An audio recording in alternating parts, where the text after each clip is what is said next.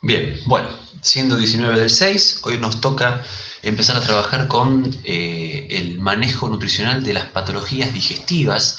Me parece que esto es importante para que ustedes como futuros enfermeros y enfermeras tengan en cuenta qué cuestiones hay que tener como principios desde el manejo de nutrición en algunas patologías muy frecuentes que podemos llegar a encontrar a la hora de encontrarnos con un paciente, ¿no? Entonces, el manejo nutricional como uno de los pilares, junto a la farmacología, ¿sí?, a la actividad física y al manejo, digamos, sanitario, es una de las principales cuestiones cuando hablamos de cuestiones digestivas. Porque, claro, imagínate que el paciente está internado, naturalmente existe un servicio de alimentación, como habíamos visto, con el objetivo de mejorar su estado nutricional y, por lo tanto, aliviar el padecimiento de la enfermedad que esté cursando y, por lo tanto, bueno, muchas veces estas patologías de origen digestiva hacen que se dificulte pura y exclusivamente digamos, la alimentación o todo lo que tiene que ver con esto. Entonces, vamos a intentar ir identificando cuáles son esas patologías y en base a esto ir definiendo los lineamientos principales para trabajar y abordarlas. Bien, me parece que vamos a ir como quien dice, desde el tubo digestivo desde arriba hacia abajo, desde que comienza a que termina, más o menos comentando cuáles son las patologías más frecuentes que podemos llegar a ver en los diferentes sitios y cavidades anatómicas. Entonces, una de las primeras que vamos a encontrar, por ejemplo, muy frecuente es el reflujo gastroesofágico, ¿sí? El reflujo gastroesofágico se da por diferentes causas, particularmente como una de las consecuencias más graves de lo que es la hernia de hiato. La hernia de hiato, ustedes saben, es una protrusión de parte del estómago hacia arriba del diafragma y por lo tanto todo el líquido gástrico muchas veces se eleva por el esófago, ¿sí?, generando pirosis, es decir, acidez, síntomas de ardor a nivel del esófago, que muchas veces el líquido gástrico llega hasta la boca y eso genera muchas molestias. Porque, claro, imagínense que constantemente el paciente está con líquido ácido, ¿sí?, en todo lo que refiere al tubo esofágico superior y en la boca, en la cavidad oral. Entonces, tenemos que tener en cuenta cómo deben ser las características químicas y físicas. ¿Sí? Siempre vamos a trabajar sobre esos dos parámetros, las características físicas y químicas de los planes que vamos a otorgarle al paciente que curse con diferentes patologías. Cuando hay reflujo gastroesofágico, lo primero que tenemos que hacer es tratar de evitar las comidas copiosas. Es decir, no podemos ofrecerle a un paciente un régimen general si está con el reflujo gastroesofágico. Es decir, si en el régimen se está ofreciendo eh, pollo a la plancha con ensalada, ese paciente seguramente, por la copiosidad de la comida, generalmente si tiene una hernia de hiato de base, generalmente lo que va a suceder es que regurgite parte de esa comida. Entonces, lo que tenemos que tratar de evitar es amontonar la comida en un solo momento. Entonces, lo que tenemos que tratar es de aumentar el fraccionamiento, disminuyendo el volumen. Bien, otra de las cuestiones físicas a tener en cuenta es el tema de la temperatura. Vamos a tratar de siempre que sean cuestiones templadas y más bien semisólidos o sólidos, porque si otorgamos mayor cantidad de líquidos, naturalmente el líquido se va a intentar extravasar con mayor rapidez, por lo tanto vamos a evitar sopas, vamos a evitar caldos en las primeras fases de ese reflujo. Siempre atendiendo a cuál es la causa, ¿sí? Eso tiene que quedar claro porque si tenemos una causa que es una hernia de hiato, bueno, tendremos que manejar tal o cual cosa, que diferente sea, por ejemplo, una cuestión de emesis por una bacteria. Entonces, tenemos que ver cuál es la causa siempre, evaluar la integridad del paciente, no solamente lo que le está pasando. Bien. Tengan en cuenta esta cuestión. En cuanto a los caracteres químicos, realmente tenemos que tener en cuenta cómo se compone esa comida. Naturalmente, lo que nos vamos a tener más en cuenta de los caracteres químicos va a ser qué es lo que le ofrecemos a ese paciente. Y lo que vamos a tratar de inhibir va a ser todos los estímulos fuertes. Vamos a inhibir todas las infusiones marcadas, fuertes, como un té muy, muy concentrado. Vamos a eliminar el mate, las infusiones a las cuales el paciente va a estar adaptado. Y esas sugerencias higiénico-dietéticas las van a ayudar mucho. Lo mismo con el tema del chocolate, la menta, todo lo que son exultantes o exaltantes de toda la producción de jugos, saliva y jugo gástrico, hay que inhibirlos al máximo. ¿Bien?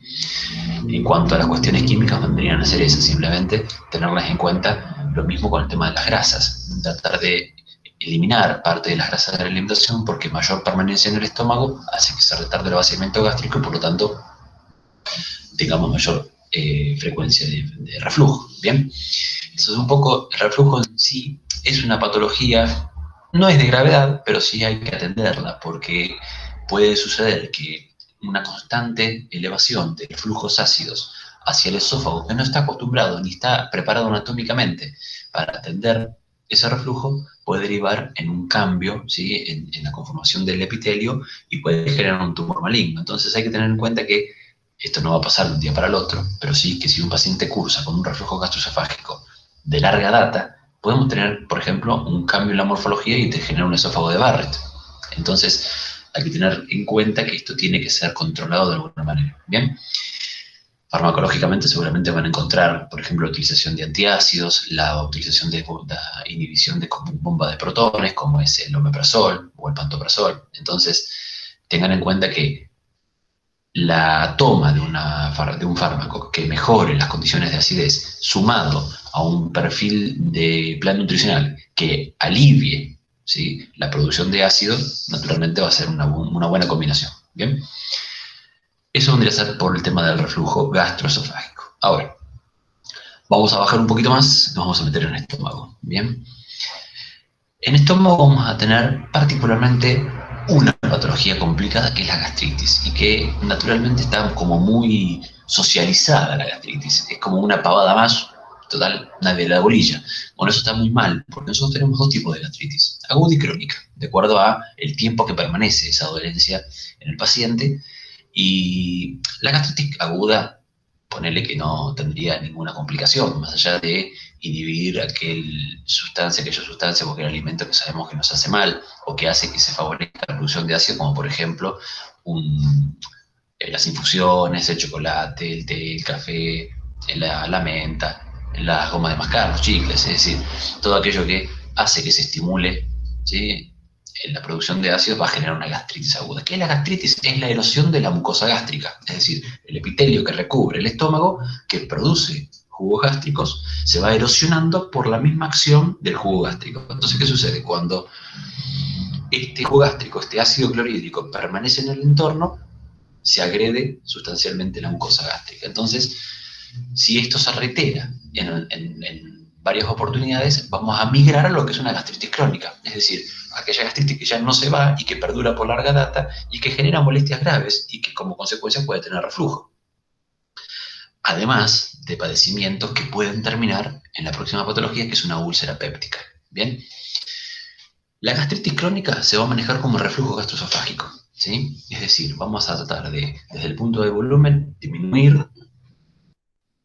Desde el punto de volumen vamos a disminuir el volumen, ¿sí? Vamos a tratar de que coma poco, vamos a aumentar el fraccionamiento, es decir, tratar de que los periodos digestivos o interdigestivos sean menores para que la presencia de ácido gástrico no esté tan marcada, sino que sea de a poco. Vamos a tratar también que las temperaturas sean templadas, porque las temperaturas calientes y frías van a aumentar, porque excitan la mucosa y por lo tanto aumentan las secreciones. Entonces estas cuestiones nos van a mejorar nosotros con lo mismo, en la cuestión química, bajar la cantidad de grasas. Lo mismo también, y una cosa que me olvidé con el reflujo, va a ser que al tipo de fibra que se le otorga al paciente, es decir, tendría que ser siempre mejor modificada por cocción y subdivisión. ¿Qué quiere decir? Yo a una célula se la voy a dar cruda, una espinaca se la voy a dar cruda, no, se la voy a dar picada o cortada y además pasada por cocción, para que esa fibra no esté tan vigorosa y genere mayores complicaciones a esa gastritis o a ese reflujo. ¿Bien? Entonces esas cosas ustedes tienen que tener en cuenta, porque si el paciente que está cursando con gastritis crónica le llega una ensalada de espinaca, zanahoria y remolacha, señores, seguramente va a tener una complicación grave. Entonces, o una gran molestia estomacal, o, ¿por qué no?, una dilatación, ¿sí?, una inflamación abdominal importante, una distensión abdominal, vamos a decir, en cuestiones clínicas. Entonces, tengamos en cuenta que no es una cuestión menor el tema del buen manejo de las cuestiones nutricionales a la hora de ver qué patología tenemos de base. Eso es un poco lo que es gastritis. ¿Qué le podemos ofrecer como comida a un paciente que sufre de gastritis crónica? En realidad lo mismo que comemos nosotros, siempre tratando de limitar lo que tenga que ver con la generación de costras. ¿Le vamos a otorgar un churrasco pasado de cocción con una costra de tostación importante? No. ¿Le voy a ofrecer fritos? No, porque dije que hay que bajar la grasa. ¿Y qué le voy a ofrecer entonces? Y le podré dar, por ejemplo, un puchero de verduras con un cachito de carne. Le podré dar en una fase ya de de alta, ¿no? Le puede dar una sopa de sémola, ¿sí? Que tenga una polenta, un arroz cocido, es decir, aquello que no le genere molestias y que por lo tanto nutra al paciente y de paso mejore su complicación gástrica. Bien, pasando un poquito a la gravedad, situándonos todavía en el estómago, vamos a generar, por ejemplo, ante una repetida gastritis crónica o una gastritis aguda muy frecuente que persista en el tiempo, podemos generar una complicación grave que es la úlcera péptica. La úlcera péptica se puede alojar en dos lugares, ¿sí? La úlcera se puede alojar en el estómago o se puede alojar también, ¿sí? Como de manera intestinal, valga la redundancia, en el intestino. ¿Qué sucede? ¿Qué es la úlcera? La úlcera es una perforación de los tejidos gástricos o duodenales, ¿sí? Con salida del líquido extravasado hacia el peritoneo. Grave, señores, grave. Entonces, la sintomatología del paciente va a ser un dolor doblante, ¿sí? En el cual no pueda mantenerse separado, que realmente lo perjudique en el habla, no va a poder manifestarse, realmente va a ser como un dolor cólico, como si le estuviesen clavando cuchillos en el abdomen. ¿Por qué? Porque el jugo gástrico está pasando al peritoneo, que es un lugar totalmente aséptico. ¿Mm? Entonces, a ver, no se vayan a ver como que un úlcera péptico es una mujer de ese tamaño, pero sí, por más que sea micro y por más que sea chiquito, genera complicaciones y no tiene que existir. ¿La úlcera péptica se resuelve? Sí, se resuelve. ¿Cómo? Con tiempo y con dieta estricta. ¿Mm? En general lo que va a suceder es que esa pared del estómago va a cicatrizar, va a fibrosarse y una vez que aparece, va a aparecer eh, se me fue el estudio, en una endoscopía, ¿sí? Va a aparecer como una mancha negra, ¿sí? Que no va a generar, puede reabrirse difícilmente, porque el tejido que sea fibrosado difícilmente vuelva digamos, a lograr poder abrirse, entonces puede generarse una nueva, pero no que se abra una, es muy difícil. La úlcera péptica, les decía, es de internación, ¿sí? Es grave y tiene un tratamiento sintomático importante. En la primera medida es nada de comida, naturalmente no podemos ofrecerle nada, se le dará cuestiones por vía parenteral, o enteral, pasando quizás, si es muy grave, la cuestión gástrica, que es una sonda nasoyeyunal, por ejemplo. No es lo que se estila, pero bueno, puede llegar a suceder. Los primeros estadios van a ser sin alimentación oral al paciente hasta que mejore la sintomatología con calmantes y demás. Una vez que empieza a cerrar, vamos a iniciar la alimentación con cuestiones muy dietas líquidas, basadas en caldo, ¿sí? Basadas en té muy diluido y algunas que otras, algún licuado muy básico de alguna fruta cocida, es decir, algo muy tenue que no genere molestias, porque realmente podemos tener complicaciones ante la generación de jugos gástricos. Entonces, la primera fase va a ser una dieta líquida estricta, la segunda fase será una dieta semisólida, basada en verduras cocidas hechas puré, licuadas y demás, y finalmente, ¿sí? Ya la dieta de alta va a ser la que incorpore, por ejemplo, clara de huevo cocida picada, y todavía lejos va a estar la inclusión de carnes, la inclusión de grasas, ¿bien? La inclusión de verduras crudas y de frutas crudas, con cáscara y demás. Entonces, vamos a tratar de preservar todo lo que tiene que ver con la mejora, ¿sí? De la sintomatología desde una dieta líquida, o sea, desde una no alimentación en el estado de internación agudo, a pasar a una dieta líquida estricta, una dieta semisólida, ¿sí? Prácticamente de alta o cerca de ella, a pasar después a una dieta completa, inhibiendo todos aquellos estímulos que hagan que se genere jugo gástrico en demasía. Lo mismo que hemos trabajado para gastritis. ¿Se entiende? Pero bueno, una dieta común puede llegar a ser, por ejemplo, un puré de zapallo con huevo, con clara de huevo, no con yema, picada, ¿sí? Como y de poco fraccionamiento, o sea, de aumentado fraccionamiento y de poco volumen, ¿no? Entonces el paciente va a comer poco, muchas veces quizás. Es importante que tengan claro esta cuestión, por favor. Lo mismo va a suceder con las úlceras intestinales. Son realmente menos frecuentes. Del 100%, el 90% son pépticas y el 10% son intestinales. Pero si llegara a suceder, se trabaja de la misma manera. ¿Bien? A ver, estamos... Sí. Hola. Pensé que iban a hacer una pregunta. Bueno, decíamos entonces. Vamos a pasar, estamos en el estómago. Vamos a hablar un poquito, nos vamos a correr, ¿sí? Del intestino y nos vamos a ir a las glándulas anexas. Nos vamos a ir al hígado y nos vamos a ir al páncreas. ¿Bien? Hola, profe. Sí, Camila, ¿cómo estás? Bien, quería hacerle una consulta. Yo Dale.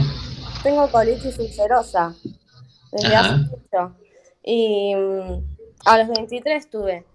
Y es Sí. verdad, como usted describía el dolor, es verdad, yo se Mm, lo describía igual a los médicos, como que ¿Viste? me clavaban cuchillos en el estómago y no podía caminar, no podía hablar. Claro. Y Nada, estuve nada. internada un montón, 15 días el 25 de mayo. Sí, y más también, porque Y ahora, más, digamos, tuve tres y internaciones después de sí, la seguro. primera. Sí, sí. ¿Y cómo estás sobrellevando ahora el tema? Porque Bien, eso, porque lamentablemente, claro. eh, no, en realidad, soy sincera, no hago ninguna dieta. Hago todo mal, todo mal. Bueno, guarda con eso, Mm, porque a veces lo que sucede con, bueno, ahora iba a ir un poquito a enfermedad de Crohn y colitis ulcerosa, pero es como la celiaquía. Muchas veces la sintomatología desaparece o queda solapada por una cuestión de normalidad, pero realmente se sigue agrediendo la mucosa y eso genera una complicación de larga data y tenés que tener cuidado con eso, ¿sí? sí, Porque, porque yo, por ejemplo, tengo que hacerme una colonoscopia al año y a claro, veces me dejo estar.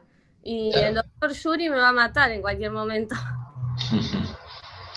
Mira, vos tenés que tener en cuenta eso, es decir, porque, ¿por qué te hacen colonoscopía? Porque en realidad lo que se está evaluando es cómo se va agrediendo la mucosa, en este caso del colon, ¿sí? Es decir, el intestino grueso, porque existe probabilidad autoinmune de que tu propio sistema inmunitario agreda esa mucosa. Lo mismo que pasa en la celiaquía, pero más un poquito más arriba, en el intestino Sí, delgado. Entonces, como hay una alteración autoinmune, ¿sí? En el reconocimiento de tu propio organismo, hay que tener cuidado porque de larga data, si vos no te controlas, puede generar malformaciones, ¿sí? De índole tumoral. Entonces, hay que tener cuidado con eso. ¿Sí? No es una pavada no hacer dieta. ¿Sí, Cami? Tener cuidado con eso. sí, sí. Es decir, Además, se puede hay que operar, cuidarse. me Sí, dijeron. claro. Sí, sí, pero, Va, digamos, en no la deja de base ser una estaba enfermedad yendo. autoinmune. ¿Sí? Sí, Eso hay sí. que tenerlo en cuenta, digamos. No es que me siento bien y por la duda no hago nada. Yo te diría al contrario. Porque me siento bien, me sigo cuidando y de esa manera evito complicaciones crónicas. ¿Te das cuenta? Sí, sí, es verdad. Claro, tenés que verlo así, ¿no? Sí, gracias. Nada, está bien. Bueno, entonces decíamos, gracias por tu participación, igual. Decíamos que estábamos bajando al intestino y vamos a irnos un poquito a los costados. Vamos a hablar del hígado y vamos a hablar del páncreas. En el hígado pueden suceder diferentes cuestiones. Más que en el hígado, es decir, la hepatopatía, lo que vamos a tener cuidado va a ser con las vías biliares, es decir, lo que le sucede al colédoco y lo que le sucede a la vesícula biliar, que es el lugar donde están alojadas los jugos biliares que van a estar en juego en lo que es la digestión. Muchas veces, ustedes saben, existen algunas patologías como la colestasis, ¿sí? Que se da más que nada, por muchas veces se da en el embarazo, se da en los niños recién nacidos, ¿sí? La ictericia, son patologías metabólicas que van de la mano de una complicación hepática. Bien, tengan en cuenta que todo lo que complique al hígado o a sus vías biliares de llegada al intestino va a complicar la digestión de grasas. ¿Sí? ¿Por qué? Porque la bilis es para nosotros un detergente natural. Es decir, no es lo mismo comer un asado el domingo y lavar los platos después de 2 horas con agua fría y con detergente héroe diluido, perdón si alguno es el dueño de héroe, pero no es lo mismo comer un asado y diluir héroe 20 litros de agua en 20 litros de agua y lavar con agua fría que comer ese mismo asado, ¿sí? Y lavar los platos con agua caliente y magistral, ¿no es cierto? Es decir, ¿qué significa? La calidad del detergente, ¿sí? Y la temperatura de la digestión van a hacer que vos puedas degradar mejor esa grasa. Entonces, salvando el chivo que acabo de hacer para héroe y para magistral, que me bancan la clase, ¿sí? eh, tenemos que entender que lo principal que vamos a tener como complicación va a ser la digestión de grasas, que va a estar complicada si yo tengo un inconveniente a nivel de vías biliares. ¿Qué inconvenientes puedo tener? Mira, puedo tener, digamos, cuestiones de motilidad vesicular digamos, no se genere una salida de la bilis de la vesícula, ¿sí? Entonces, muchas veces algunos pacientes, y es muy común, lo van a ver seguramente en la práctica, todo lo que tiene que ver con la colecistectomía, es decir, cuando te quitan la vesícula, No es una pavada el quite de vesícula, no es una pavada que te quiten el apéndice, no es una pavada que te quiten las amígdalas. Cuando vos perdés parte de tu cuerpo, en el cuerpo todo está por algo. Es decir, no es que está porque no sabemos para qué y por las dudas lo saco. Es decir, ¿qué quiero decir con esto? La vesícula biliar es el lugar donde se reserva, se almacena y se concentra la bilis. Es decir, la bilis se produce en el hígado, se reserva en la vesícula y se mejora para que salga luego a la digestión a nivel de duodeno. Entonces, si yo, por ejemplo, tengo una resección de vesícula, en lo que se denomina una cistectomía o una colecistectomía, voy a seguramente a tener que manejar la digestión de grasas en ese paciente. Entonces, lo que voy a tener que tener en cuenta va a generar lo que se denomina una dieta hepatoprotectora. Es decir, todo cocido, nada crudo, por lo menos en los primeros estadios, y totalmente hipograso, es decir, sin grasa. ¿Por qué? Porque ese paciente no va a poder digerir correctamente la grasa porque no tiene detergente, no tiene bilis, y si lo tiene diluido una gota de héroe en 20 litros de agua, entonces no sirve. ¿Se entiende lo que digo? Es muy importante tener claro esas tres cuestiones. Un régimen hepatoprotector con todo cocido, nada de cáscaras, ningún estimulante intestinal y nada de grasa. ¿Sí? Temperaturas templadas. Entonces, ¿qué puede comer? Un puré de zapallo, puede comer verduras cocidas, puede comer una clara de huevo pisada. Es decir, de a poquito ir incrementando el estímulo de la comida, pero no de golpe puedo dar una parrillada, no puedo dar un shot de chinchulín y tripa gorda con mayonesa porque ese paciente va a tener una complicación intestinal indigerible. Va a tener lo que se denomina una dispepsia crónica. No va a poder digerir nada y va a tener un malestar increíble. Con la complicación mayor que puede llegar a tener lo que se denomina una esteatorrea. La esteatorrea, esteato viene de grasa, rea de diarrea.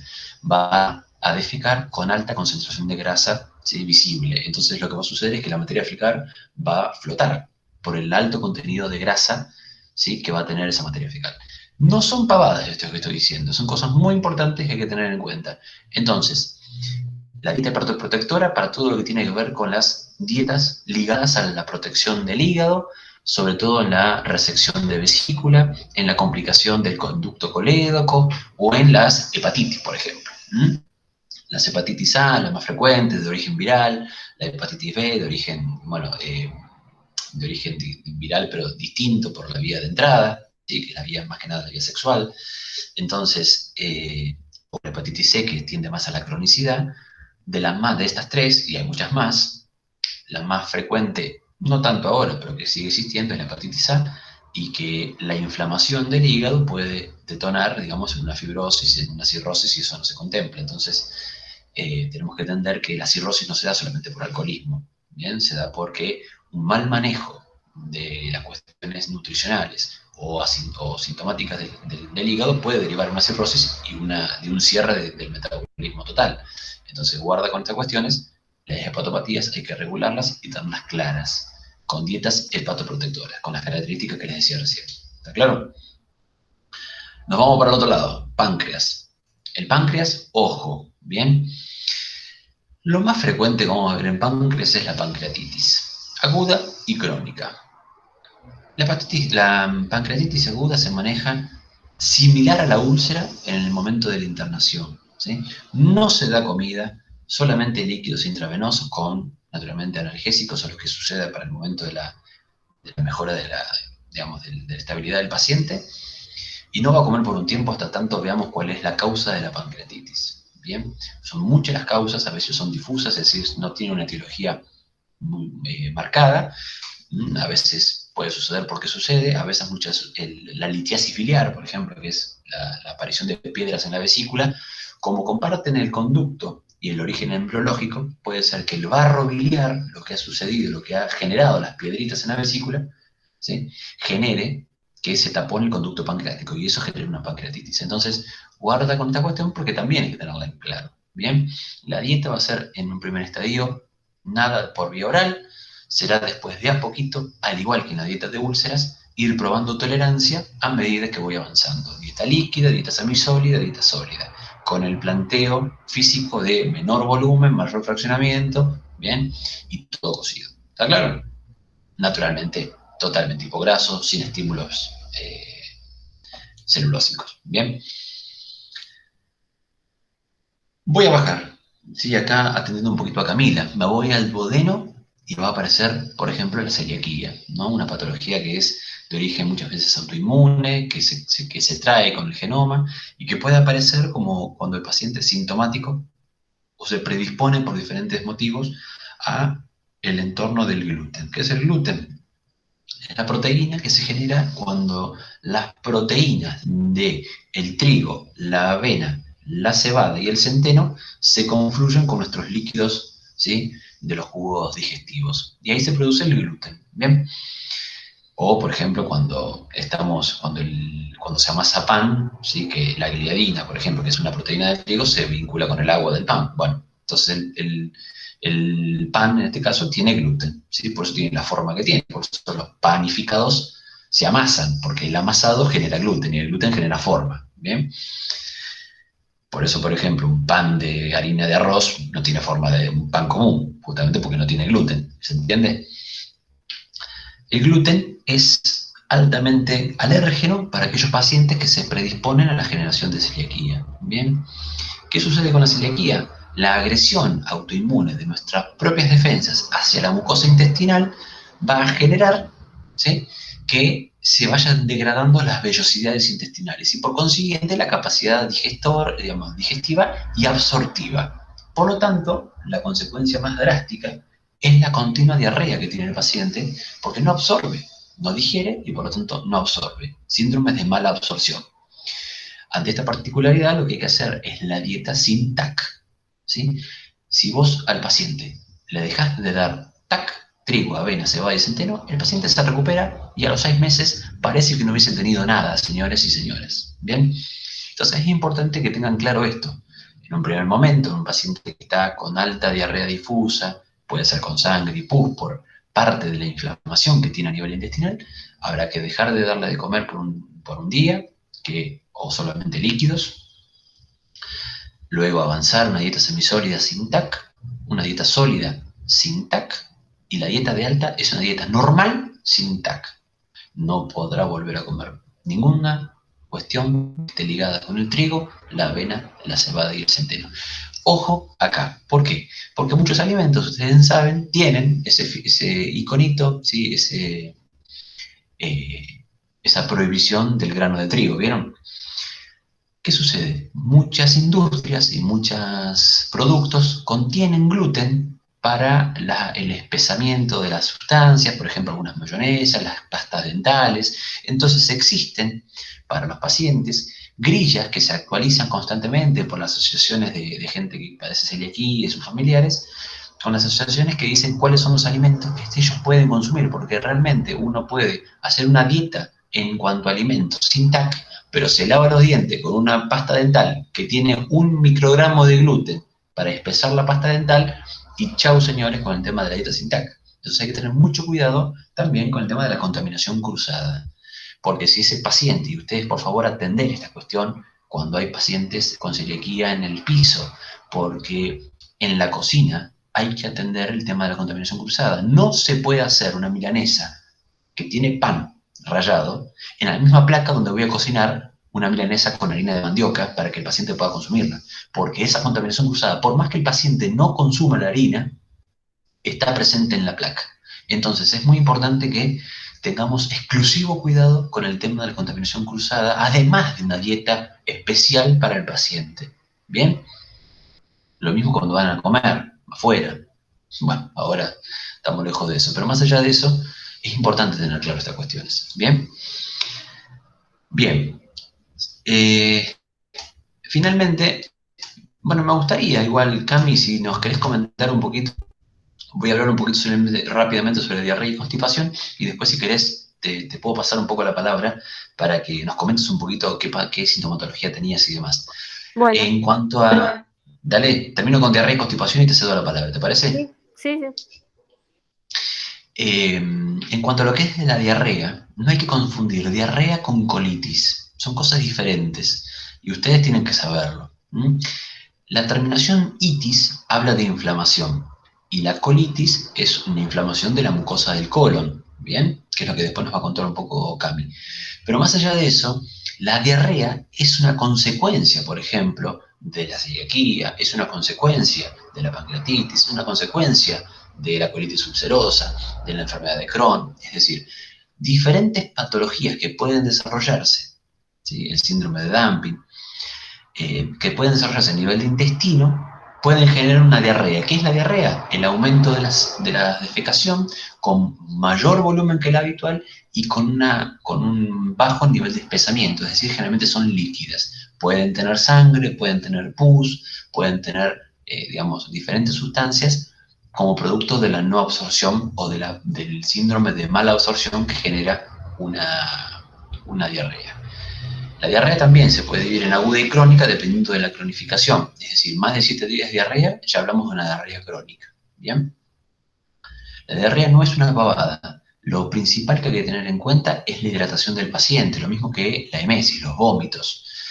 Porque la pérdida de líquidos y de electrolitos, sodio, potasio y cloro a nivel del plasma, va a hacer que el paciente, y sobre todo los niños y los ancianos, se deshidraten rápidamente. Entonces, cuando hay un paciente con diarrea, lo primero que hay que hacer es ver el estado de hidratación, ¿sí? Y luego, rápidamente, si es necesario, rehidratar, naturalmente teniendo las adecuaciones del caso, ¿no? Porque si el paciente sigue teniendo diarrea o sigue vomitando, tendremos que ver qué cosas administrar para que deje de hacerlo. Pero generalmente lo que existe son sales de rehidratación oral, que vienen de la Organización Mundial de la Salud, que viene digamos, con la composición justa entre sales, dextrosa, que es azúcar, y diferentes iones como sodio, potasio, cloro y bicarbonato. Entonces, esas sales a nosotros nos permiten mejorar el estado de hidratación del paciente rápidamente a expensas de que no se vaya a seguir deshidratando. ¿Bien? El tema de la diarrea, entonces, lo que vamos a tratar de consumir en las etapas agudas va a ser alimentos, si es que ya ha terminado con la diarrea o ha disminuido la frecuencia, es alimentos que sean astringentes, ¿sí? Las infusiones, en ese sentido, por ejemplo, el té concentrado es astringente, va a evitar la pérdida, ¿bien? De agua. La inclusión de algún queso, ¿sí? La inclusión del arroz, de la polenta, son la famosa dieta de hospital, digamos, ¿sí? Va a estar ligada directamente a la inhibición de la pérdida de líquidos a nivel de intestino y disminuyendo la diarrea. Se usa también jalea de membrillo, tengan en cuenta, para mejorar el estado también, y el puré de manzana. Bien, son algunos de los alimentos que tienen mucha pectina, que mejora el atrapamiento del agua y evitamos la diarrea de esa manera. Y finalmente, por el fenómeno totalmente contrario, que es la constipación. La constipación puede darse por diversas causas y etiologías. Una de ellas puede ser el embarazo, porque el volumen del feto puede variar la ubicación del intestino y por lo tanto cambiar la motilidad intestinal. Puede ser que un cambio en el régimen de hidratación del paciente hace que la hidratación de la mucosa intestinal cambie, por lo tanto el bolo fecal no pueda pasar a través del intestino. Pueden ser diferentes, por ejemplo, un vólvulo intestinal, puede haber, se me ocurre, pólipos que permitan, por ejemplo, la obstrucción intestinal. Entonces, diferentes causas pueden generar constipación, que pueden dar mucho dolor o no. Por ejemplo, la constipación espástica da mucho dolor, sin embargo, en la constipación atónica no pasa nada, simplemente no vas al baño. ¿Cómo diagnosticamos constipación? Cuando el paciente refiere haber cambiado su ritmo, ¿sí?, de defecación y de ritmo intestinal. Entonces, si eso para el paciente que es regular y dice yo voy todos los días, sin embargo, a partir de hace 2 días, hace 3 días que no voy, ahí podemos hablar de constipación. Y esto tiene que reiterarse en el tiempo, no es que por un solo síntoma o por una sola vez que ha sucedido vamos a hablar de constipación. ¿Cómo se mejora? Se mejora aumentando la cantidad de estímulos, tampoco a rajatablas y tampoco de manera excepcional y extraordinaria. Yo no puedo a un paciente que no come nada de estímulos vegetales, por ejemplo, ofrecerle de un día para el otro ciruelas con un vaso de agua, vegetales crudos y todo tipo de puré, porque directamente va a tener una distensión abdominal que no se va a olvidar de mí en toda mi vida, en toda su vida. Entonces, si yo tengo un paciente que come de todo y ahora está con un fenómeno de constipación, cambiaré parte de esa alimentación para mejorar esa patología. Bien.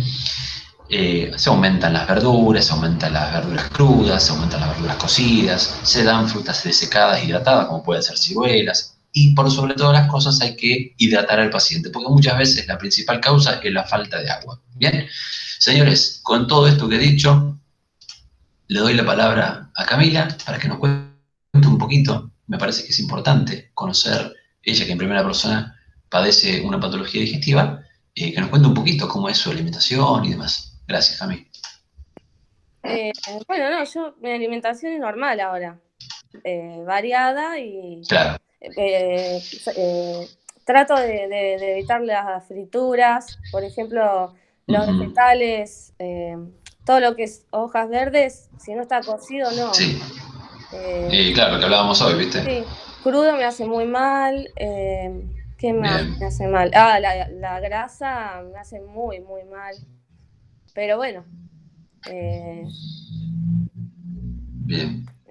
No, me alimento normal. Yo no Bien, ¿y tomo tu gaseosas. hidratación?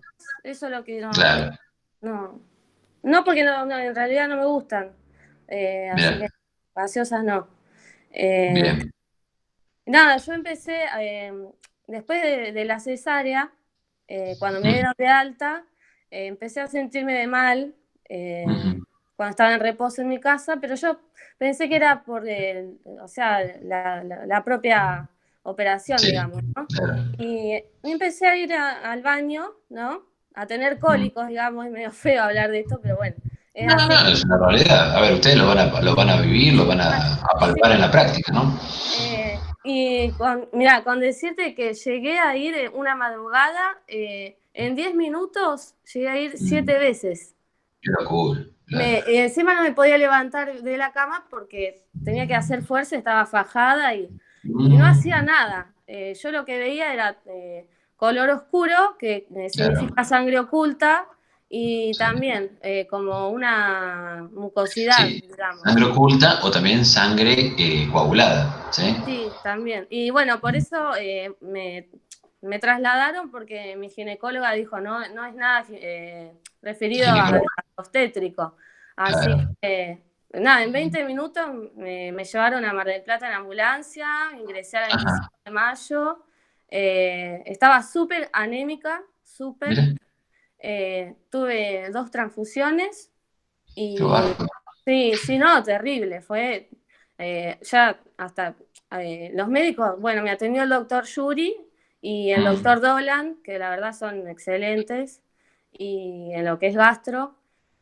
Habló el cirujano también con mi mamá, con mis papás, que estaba mi papá Claro. en esa época también, y dijo que era imposible operarme en esas condiciones.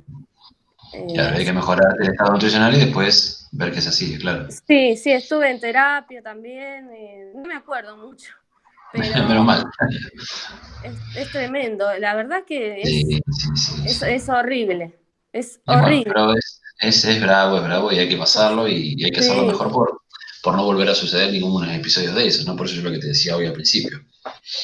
claro, Es así. sí, Así que sí. bueno, no sé si, gracias Camila, no No, sé por favor. si alguno de ustedes tiene algo para contarnos, algo para decir, alguna duda que les haya quedado. Van a tener que revisar el video unas cuantas veces porque hablamos muchas cosas. Si quieren dejar las cámaras, no sé, como quieren, o habilitar los micrófonos. Capaz que se fueron a tomar mate y dejaban a Enrique hablando solito, que es muy probable por lo que veo. No, creo que voy a Ah, volver a ver el video varias veces, profe. En algunas partes me perdí. Fue muy de corrido, entonces anoté lo que pude, pero bueno, y voy a bueno, volver a ver el video. sí, con tranquilidad, con tranquilidad. María, ¿algo para decir? Interesante el tema de la alimentación y qué importante y no le damos bolilla a algunas cosas. ¿Viste? Increíble. Increíble. Y como yo siempre digo, nacemos comiendo y nos morimos comiendo, chicos. Es así. Es una de las cosas más importantes que hacemos y perdemos, fíjate, casi 3 horas por día perdemos en comer, e invertimos, no vamos a decir perdemos, invertimos en comer. Calculalo en tus años cuánto tiempo estuviste comiendo. Mira, entre dormir y comer pasamos la mayor parte de nuestra vida. ¿No? Imagínate el nivel de importancia que tiene, ¿no? Increíble. Realmente que sí. Bueno, no sé, ¿alguien va a decir algo? ¿Cómo está, profe? Estoy bárbaro, estoy contento. Estoy contento. Yo le quería hacer una consulta con respecto a la alimentación, las personas que no pueden comer cosas sólidas por las dentaduras y esos problemas. Sí. ¿Cómo se manejan? Mira, depende, todo tenés que ver por qué no tiene dentadura, cuál va a ser el tiempo que va a permanecer en esa condición, digamos, y hoy por hoy lo que se maneja es, por ejemplo, dependiendo del estado también de conciencia y si puede comprar o no determinados alimentos nutriterápicos que te van a permitir darle de comer al paciente, igual, por ejemplo, la inclusión de un ensure, la inclusión de una fórmula enteral o de una fórmula licuada que te permita a vos otorgar todos los nutrientes a expensas de que tome una sopa o un líquido, ¿qué problema te haces? Naturalmente no es lo mejor, es decir, siempre que se utilice toda la vía digestiva, iniciando por la masticación, la deglución, mejora la digestión y por lo tanto el estado, digamos, de nutricional del paciente. Pero bueno, si un paciente no puede masticar porque tiene un accidente o porque está, digamos, en la edad adulta mayor, y no tiene dentición completa y se le complica realmente, bueno, haremos lo posible para que siga comiendo, para que no le falten nutrientes y si podemos le incluiremos algún nutriterápico que nos permita por un tiempo mejorar el estado de nutrición. ¿Sí, Mayra? Bien, gracias. ¿Alguien más? ¿Nadie? Daniela, Gisela, Belén, Ilsa. ¿Nadie? Bueno, gente, si no hay preguntas, estamos. Esto es el último tema. Ha sido un gusto compartir con ustedes todas las mañanas. Realmente han sido un grupo bárbaro, contentísimo. Una lástima que no hayamos podido continuar en la presencialidad. Lo hemos disfrutado mucho, de todas maneras. Yo por mi parte lo he disfrutado. De todas maneras vamos a hacer un repaso la semana que viene. Traten de ver todo el material. El repaso es con preguntas de ustedes, que les haya quedado inconclusas de alguna de las cuestiones, ¿sí? Y vamos a plantear el tema del parcial. Insisto, la verdad, para mí ha sido muy grato planificar las clases con ustedes. He visto mucha interacción, he visto mucho compromiso. Creo que les ha gustado, no sé, díganme ustedes, pero realmente muy contento, por mi parte. Profesor, tengo una pregunta. Dale. ¿Cuál será la modalidad del segundo parcial? Similar a lo que le dije al principio, similar al primero, calculo, no sé todavía. Voy a pensar. Ah, ok. Voy a ver. Sí, pero fue una pena que no pudimos encontrarnos nunca en la clase. Sí, igual, ¿qué va a ser? Cosas que pasan. Ya nos vamos a ver en inglés igual, así que no hay problema. Bien. No, en serio, ahí speak English, viejis. Ahí. Materia, profe, que creo que debería durar más porque es muy interesante. Entonces, ¿Cómo decías? Es un tema interesante. Se escucha abajo. Se escucha muy mal, sí. durar más la materia, me parece que es poco extensa. Ah, sí. No, tendría que ser anual, pero bueno, no lástima. Realmente que sí. Bueno, agradezcamos que la pusieron en el plan porque no estaba antes. La incorporaron hace 2 años esta materia, o 3, no me acuerdo. No, 3. Con este es el tercero que la doy yo. Sí. Bueno, gente. O sea que inglés también ¿Eh? vamos a tener con usted. Inglés, yo doy inglés. ¿Inglés también vamos a tener con usted?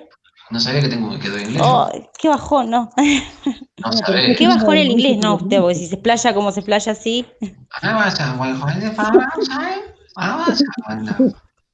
¿No sabía que tengo en inglés? No. Ah, bueno, todo el año se aprende algo nuevo. Estoy enterado. No, mentira, no estoy en inglés, mentira. Es el hombre de orquesta. ¿Eh? El hombre de orquesta, hacía de todo. No. Siempre similar a lo mismo. No, lo que sí vamos a compartir es un espacio más, pero se lo voy a dejar con sorpresa. Ah, bien. Vamos con sorpresa. Bueno, gente, que tengan lindo fin de semana. Gracias, profe, profe, buen fin igualmente. de. Chao. Profe, hasta luego. Chao. Profe. Chao, profe, hasta luego. Chao, profe. Adiós. Chao, profe. Chao. Chao, profe.